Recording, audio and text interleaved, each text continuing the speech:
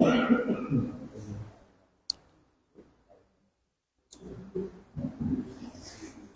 عليكم ورحمة الله وبركاته.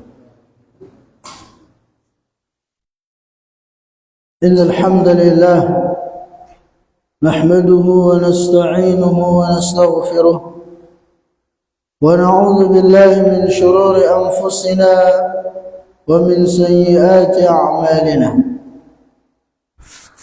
من يهده الله فلا مضل له ومن يضلل فلا هادي له، وأشهد أن لا إله إلا الله وحده لا شريك له، وأشهد أن نبينا محمدا عبده ورسوله. رب اشرح لي صدري ويسر لي أمري واحلل عقدة من لساني يفقهوا قولي. اللهم انفعنا بما علمتنا وعلمنا ما ينفعنا وزدنا علما.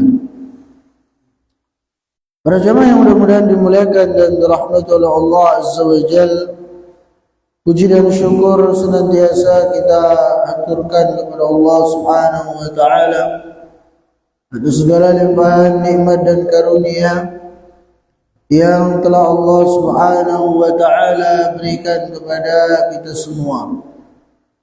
Terkhusus nikmat iman dan Islam, begitu pula nikmat kesehatan dan kesempatan yang alhamdulillah ya, sampai saat ini masih kita miliki dan rasakan.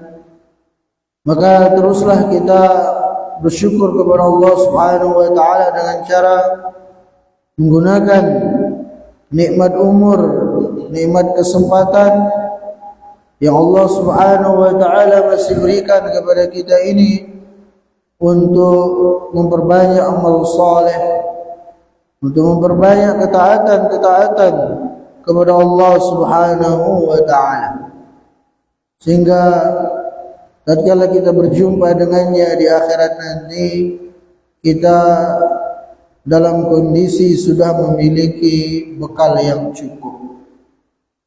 Ya, dan sebaik-baik bekal yang dengannya seorang hamba berbekal untuk akhiratnya adalah ketakwaan. Sebagaimana yang Allah Subhanahu wa taala tegaskan dalam Al-Qur'an, "Wa tazawwadu fa inna khairaz zadi taqwa." Yang artinya, dan berbekallah kalian, dan sungguh sebaik-baik bekal adalah ketakwaan kepada Allah Subhanahu wa taala. Nah, para jamaah yang mudah-mudahan dimuliakan dan dirahmati oleh Allah Azza wa Jalla, pada kesempatan ini kita akan lanjutkan pembahasan kita dari kitab Al-Mukhtasar fi Khuluqil Muslim, di mana pembahasan kita masih pada khuluqul muslim indal fitan. Jadi apa akhlak, apa sikap seorang muslim, seorang mukmin ketika terjadi fitnah, ketika terjadi kekacauan, huru-hara dan semacamnya. Pada kesempatan yang lalu kita sudah membahas beberapa hal. Itu yang pertama adalah bahwasanya sudah merupakan sunnatullah, ketetapan Allah Subhanahu wa taala, setiap datang tahun-tahun, setiap datang satu tahun, satu zaman, melainkan zaman yang datang setelahnya itu orang-orangnya akan lebih buruk daripada sebelumnya. Ya, sebagaimana yang Rasulullah SAW sebutkan, la ya'ti zamanun illa walladhi ba'dahu syarrun minhu. Jadi tidaklah datang satu zaman melainkan zaman yang datang setelahnya itu akan lebih buruk itu orang-orangnya. Nah, kemudian para jamaah yang ulun muliakan, ketika terjadi fitnah, kekacauan, huru-hara, ya, kita diperintahkan untuk kembali kepada Allah Subhanahu wa taala, untuk lebih mendekatkan diri kepada Allah Subhanahu wa taala. Ya, tidak kemudian ikut-ikutan Justru kita di sana lebih memilih untuk diam di rumah kita, lebih banyak mendekatkan diri kepada Allah Subhanahu wa taala. Ya, sebagaimana yang Rasulullah sallallahu alaihi wasallam ingatkan, bahwasanya ketika terjadi fitnah, kekacauan, huru-hara, kata beliau, yang diam lebih baik daripada yang berjalan. Yang berjalan lebih baik daripada yang berlari. Ya, artinya semakin seorang menjauh dari fitnah itu, maka dia akan semakin selamat darinya. Kemudian yang ketiga, al-faza' 'inda syada'id ila Allah Ta'ala. Lidza yajibu an natarabba nahnu wa nurabbi al-mujtama' 'ala tahqiq at-ta'alluq billahi ta'ala wa tafwid al-umur ilaihi. Itu ketika terjadi fitnah, kekacauan, huru-hara dan semacamnya, hendaknya kita gantungkan urusan kita kepada Allah Subhanahu wa taala. Jadi kita minta kepada Allah agar kita diselamatkan dari segala ujian-ujian, ya, khususnya yang bisa merusak agama kita. Karena Rasulullah SAW mengabarkan di akhir zaman itu akan muncul fitnah seperti malam yang gelap gulita, sehingga kata Nabi SAW, ada orang di pagi hari masih muslim, sore hari sudah kufur kepada Allah. Atau sore hari dia masih muslim, paginya sudah kufur kepada Allah Subhanahu wa taala. Kenapa? Yabi'u dinahu bi'aradin minad dunya. Ya. Karena dia menjual agamanya dengan sesuatu dari dunia. Dia terpengaruh dengan syubhat-syubhat, kerancuan-kerancuan dalam agama yang merusak, ya, akidahnya, merusak ibadahnya, merusak fikirannya dan seterusnya. Jadi fitnah di akhir zaman itu sangatlah dahsyat. Maka di sanalah kita minta, ya, gantungkan urusan kita kepada Allah. Terus minta pertolongan kepada Allah Subhanahu wa taala, karena sejatinya Allah adalah sebaik-baik penolong bagi hamba-hambanya. Nah, itu tiga yang sudah kita bahas pada pekan yang lalu. Sekarang kita masuk pada poin yang keempat, yaitu as-siqatu bi anna qadarillahi kullaha khairun. Yani kita harus yakin betul bahwasanya setiap apa yang Allah takdirkan bagi kita sebagai hamba-hambanya, itulah yang terbaik. Mahma dhahara lana khilafu dzalik, walaupun mungkin yang nampak bagi kita itu buruk, tapi yakinlah apa yang Allah takdirkan bagi kita itulah yang terbaik. Ya, dalam Al-Quran Allah Subhanahu wa taala berfirman, wa asa an takrahu syai'an wa huwa khairul lakum. Bahwasanya bisa jadi Anda membenci sesuatu padahal sesuatu itu adalah baik bagi Anda.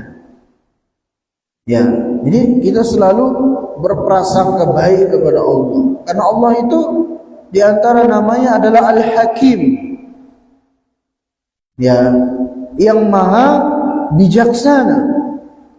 Allah Subhanahu wa taala tidak akan pernah menimpakan kepada kita, ya, ujian-ujian melebihi batas kemampuan kita. Allah Subhanahu wa taala tidak akan pernah menciptakan sesuatu yang semuanya 100% buruk. Pasti ada hikmah di balik itu. Ya, karena ciptaan Allah tidak ada yang sia-sia. Karena Allah itu maha bijaksana, maha hakim.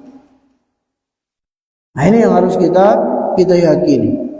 Selalu berbaik sangka kepada Allah Subhanahu wa taala. La budda an nata'abbada lillahi ta'ala bimujib hadzal ism.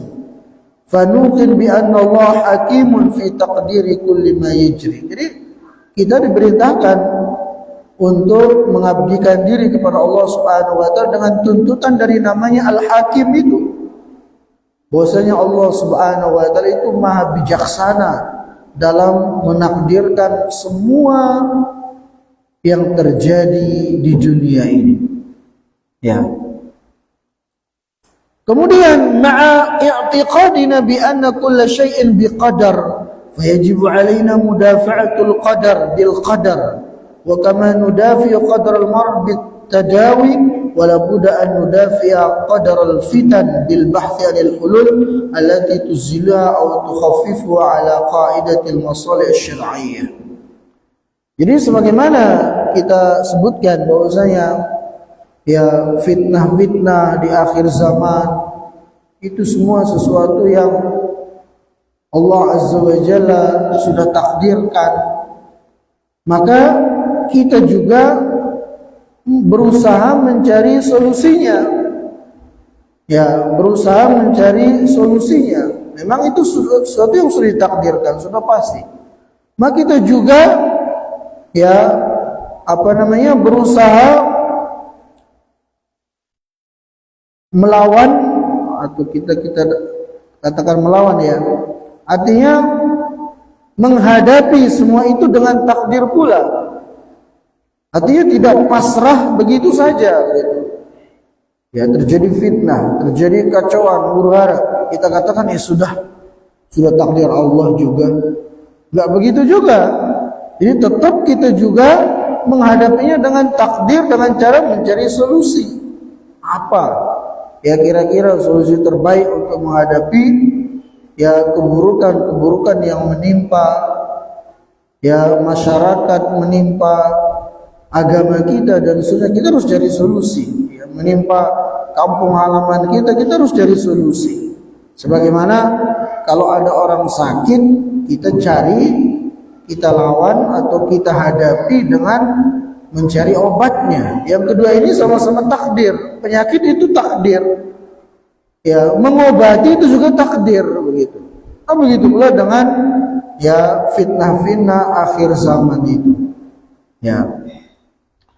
Kemudian selanjutnya adalah dhabtul qararat allati nasdiru waqtal fitan biqa'idatil masalih wal mafasid lianna syari'ata jaa'a bitahsilil masalih wa takmiliha wa dar'il mafasid wa taqliliha. Itu dalam ya kita mencari, dalam kita menetapkan apa solusi untuk menghadapi masalah-masalah tersebut, hendaknya di sana kita terapkan kaidah maslahat dan mudarat.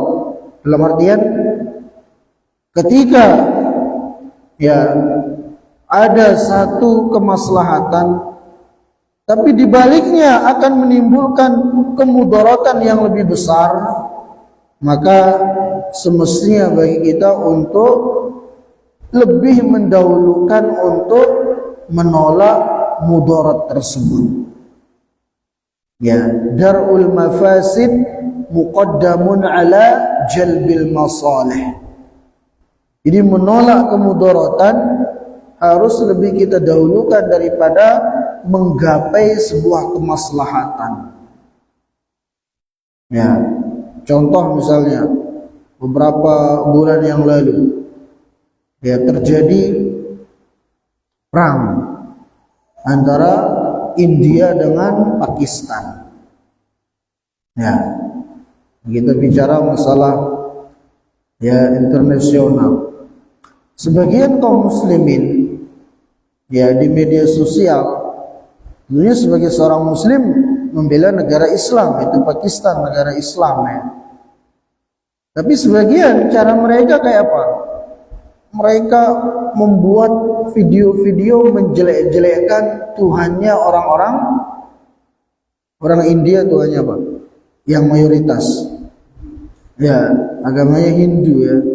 Tuhannya yang dewa-dewa itu. Jadi mereka buat video-video menjelek-jelekkan dewa mereka atau gambar-gambar yang menjelek-jelekkan dewa-dewa mereka. Ya. Sehingga apa terjadi? Ya mereka pun berbalik membalas dengan menjelek-jelekkan Allah Subhanahu wa taala. Ya. Padahal hal ini dalam Al-Qur'an dilarang. Ya, Allah Subhanahu wa taala berfirman, wala tasubbul ladzina yad'una min dunillah fayasubbullaha adwan bighairi ilm. Artinya apa? Dan janganlah kalian mencaci maki, menjelek-jelekkan tuhan-tuhan yang disembah selain Allah, sehingga berakibat apa? Berakibat mereka kemudian mencaci maki, menjelek-jelekkan Allah tanpa dasar ilmu. Itu yakin betul. Ya, satu-satunya Tuhan yang benar, yang berhak untuk diibadahi adalah Allah Subhanahu wa taala. Iya. Itu semua jelas kita yakin.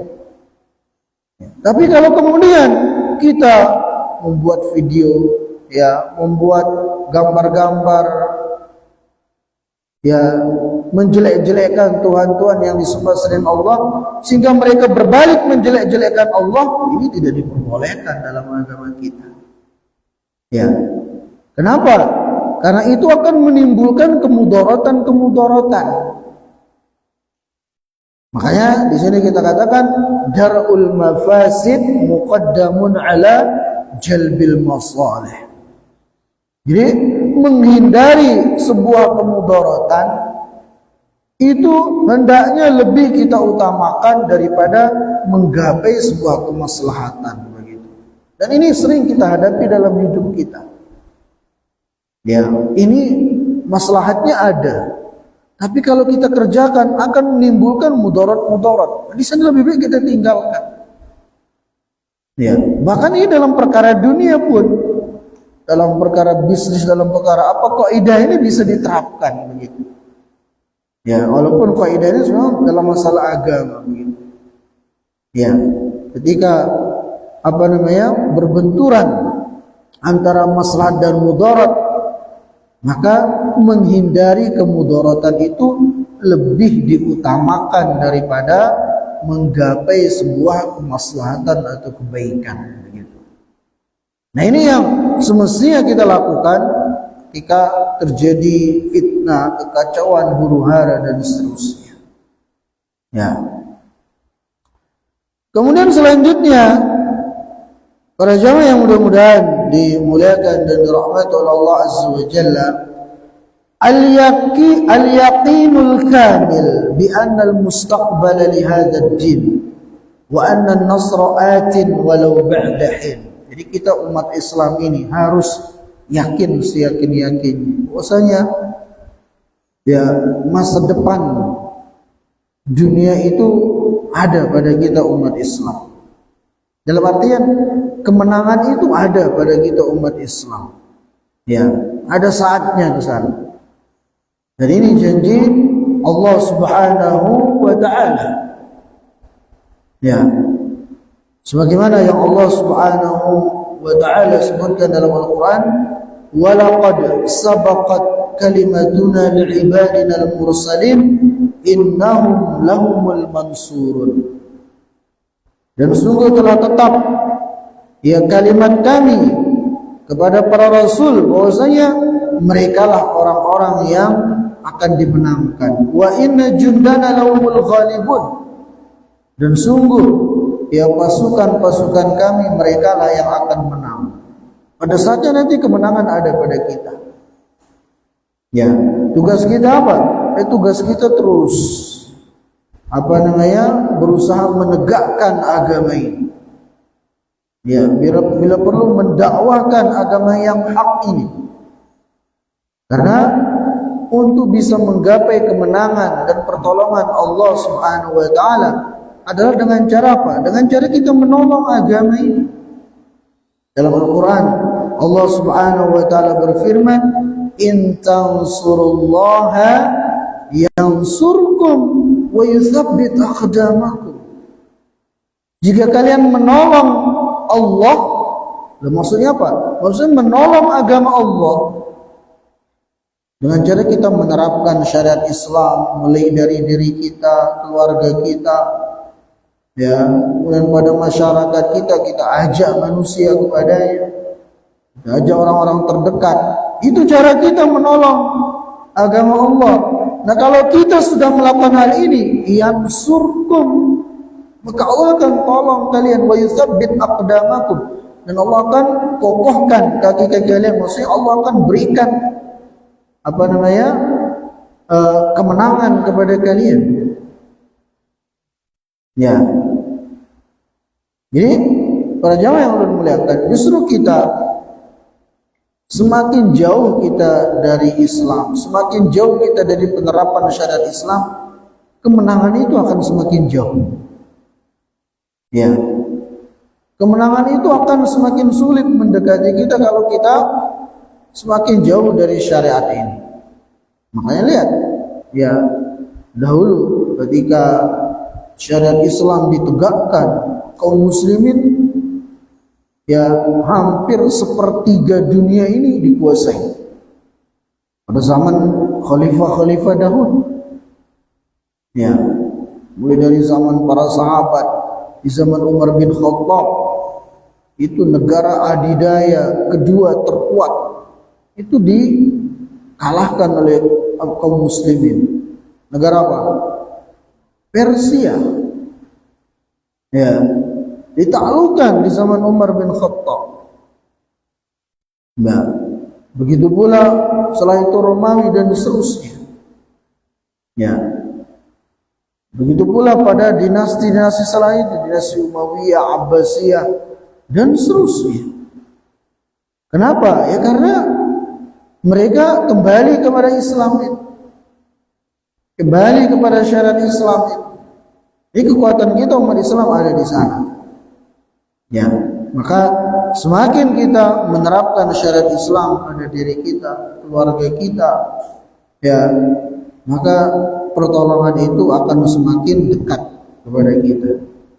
Maka seorang mengatakan, aqim daulatal Islam fi qulubikum tuqam lakum fi ardikum. Jadi dirikanlah negara Islam di hati-hati kalian. Insya Allah akan dirikan di negara kalian atau di bumi kalian.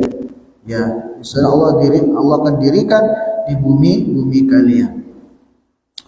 Nah, kemudian para jamaah yang mudah-mudahan dimuliakan dan dirahmati oleh Allah Azza wa Jalla, di sini beliau mengingatkan, nasma'u man yatahaddatsu fi waqtil fitan wa asyratis sa'ah wa yarbitu kull hadatsin min ahdatsil waqi' bidalil min asyratis sa'ah wa qad yusibu al-ba' fi dzalika wa yukhti. Ada sebagian ya orang-orang, bahkan sebagian dari mereka yang diustadkan di akhir zaman ini, sekarang ini mereka mencocok-cocokkan ya tanda-tanda hari kiamat dengan kejadian ini, kejadian itu. Ya. Kadang bisa benar, kadang bisa salah. Ya, makanya ada istilah apa? Ilmu cocokologi katanya. Cocok-cocokkan, ya kadang bisa cocok, kadang enggak. Ya, dan tidak berdasarkan dalil, hanya dicocok-cocokin saja. Dan ini enggak benar seperti itu. Ya, tidak benar seperti dulu tahun 2000 berapa ya? Ketika WTC di bom itu dicocok-cocokin dengan Al-Quran ayat berapa, kemudian dijumlahkan ini. Ya, cara-cara seperti itu tidak sesuai dengan apa yang telah ditetapkan dalam agama kita ini, tidak sesuai dengan syariat kita ini. Ya, berbicara tentang hari kiamat, ya berbicara tentang perkara-perkara masa yang akan datang, itu tidak bisa pakai ilmu cocokologi itu, dicocok-cocokin, itu nggak bisa. Jadi harus kita berlandaskan dalil. Ya, harus berlandaskan dalil. Karena itu perkara gaib. Ya, karena itu perkara gaib yang hanya Allah Subhanahu wa taala yang mengetahuinya, kemudian Rasulullah SAW atas dasar wahyu yang Allah Subhanahu wa taala ya sampaikan kepada beliau begitu. Ya, bukan kemudian cocok-cocokan seperti yang dilakukan oleh sebagian mereka yang diustadkan. Nah, kata beliau di sini wal nahdar minal khurafat. Ya, wal marja'una li ahli ilm. Ini kaitan dengan kejadian-kejadian yang akan datang. Itu hendaknya yang menjadi rujukan kita adalah para ulama, orang-orang yang memang berkompeten, yang tahu betul dalil-dalilnya, bukan hanya sekedar main cocok-cocokin saja. Ya, wal nahdar minal khurafat allati yutliquha ba'duhum itlaqan min ahdatsin la asasa laha min as-sihhah aw min su'il fahm lin nusus al-waridah fi dzalika.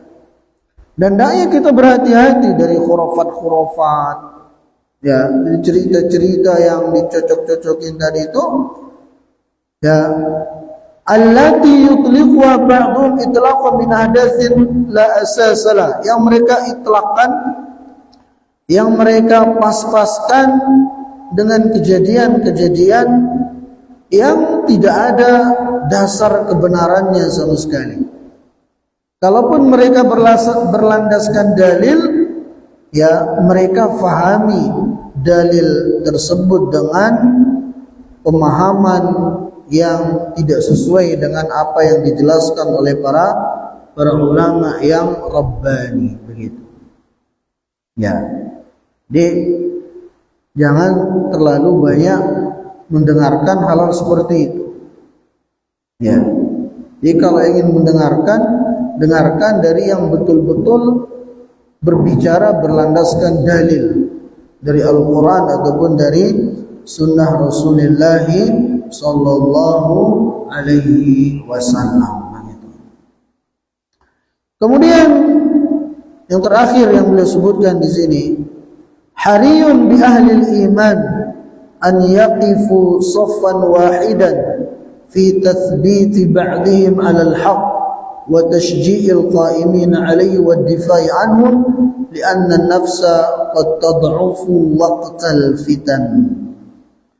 Jadi beliau mengingatkan kita ya, sebagai orang-orang yang beriman, hendaknya kita selalu terus menjaga persatuan dan kesatuan kita ya dalam kebenaran ini. Ya, selalu menjaga ya persatuan kita di atas kebenaran, wad-difa'i anhum, dan terus membela kebenaran ini. Ya, dan teruslah saling mengingatkan, ya saling menasihati untuk tetap istiqamah, untuk tetap bersabar, ya untuk tetap sabat di atas kebenaran ini. Ya, karena seperti yang kita katakan tadi, Rasulullah SAW bahkan Allah Subhanahu Wa Taala sudah menjanjikan bahwasanya umat Islam mereka lah yang akan memenangkan semuanya pada akhirnya. Ya.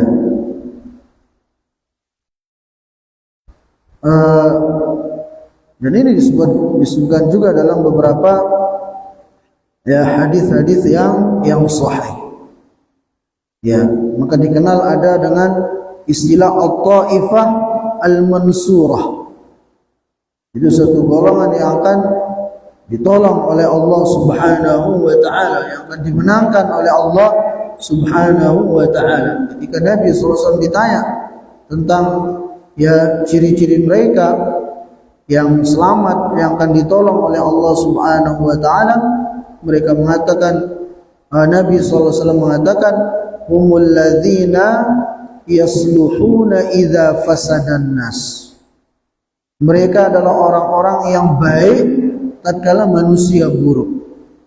Atau ada yang membacanya dengan humul ladzina yuslihuna ya idza fasadan nas. Mereka adalah orang-orang yang berusaha memperbaiki ketika sudah terjadi kerusakan demi kerusakan. Ya, mereka berusaha tetap berada di atas kebenaran, ya, berusaha istiqamah di atasnya, kemudian terus saling nasihat menasihati dengan kebenaran tersebut. Dan ini juga yang Allah sebutkan dalam surah apa? Al-Asr, ya, tentang orang-orang yang tidak merugi. Di mana Allah Subhanahu wa taala menyebutkan wal 'asr, sesungguhnya ya demi masa, innal insana lafi khusr, manusia itu semuanya berada dalam kerugian, illal ladzina amanu, kecuali mereka yang beriman kepada Allah Subhanahu wa taala, ya, wa 'amilus shalihat, kemudian mereka yang terus berusaha beramal saleh. Jadi iman, amal soleh, iman, amal soleh. Ditambah lagi dengan apa? Watawasau bil haqqi, watawasau bis sabri. Jadi mereka ya terus saling berusaha nasihat menasihati dengan kebenaran, dan terus berusaha nasihat menasihati dengan kesabaran. Sabar, sabar, sabar. Ya, kemenangan itu pasti akan datang. Ini ciri-ciri orang yang tidak akan merugi yang disebutkan oleh Allah Subhanahu wa taala, yang mudah-mudahan kita semua termasuk dari orang-orang yang memiliki ciri-ciri ini. Nah, para jamaah yang mudah-mudahan dimuliakan dan dirahmati oleh Allah Azza wa Jalla, mungkin ini yang ulun bisa sampaikan ya pada kesempatan ini. Mudah-mudahan sedikit ada manfaatnya. InsyaAllah pada kesempatan yang akan datang kita lanjut pada khuluqul muslim ma'al arhami wal aqarib. Jadi akhlak seorang muslim terhadap ya karib kerabatnya, begitu. Naktabi bihadza. Wassalamualaikum warahmatullahi wabarakatuh. Kalau ada pertanyaan mungkin masih ada waktunya.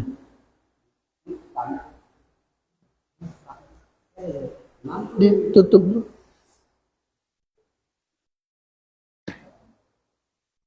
Berapa menit lagi?